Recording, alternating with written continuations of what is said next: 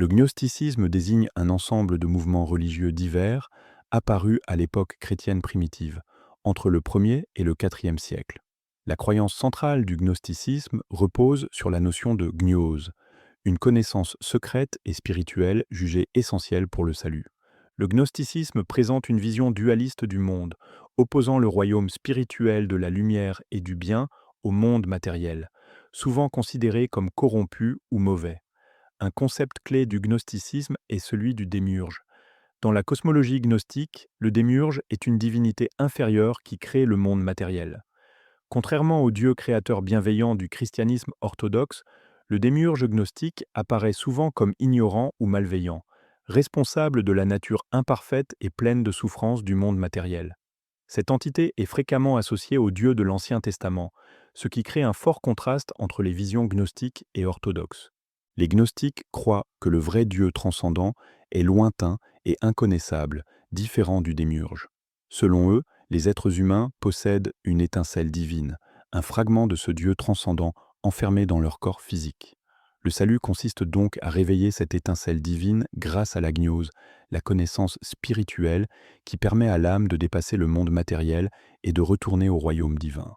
Le chemin vers la gnose passe souvent par diverses pratiques et rituels visant l'éveil spirituel. Ces pratiques peuvent inclure l'ascétisme, la méditation et l'étude d'enseignements secrets. Les textes gnostiques, comme ceux découverts dans la bibliothèque de Nag Hammadi, offrent des éclairages sur ces pratiques et sur les cadres théologiques complexes des différentes sectes gnostiques.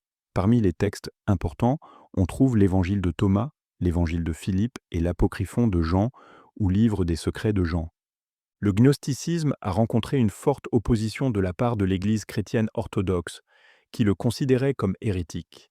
Des pères de l'Église, comme Irénée et Tertullien, ont écrit contre les croyances gnostiques, affirmant qu'elles déformaient les enseignements chrétiens et menaçaient l'unité de l'Église.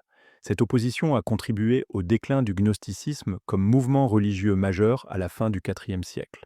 Cependant, les idées gnostiques ont continué d'influencer diverses traditions mystiques et ésotériques au fil de l'histoire. De nos jours, un regain d'intérêt pour le gnosticisme existe, notamment parmi les chercheurs et les chercheurs spirituels. La découverte des textes de Nag Hammadi en 1945 a apporté de nombreuses sources primaires, permettant une meilleure compréhension des croyances et pratiques gnostiques.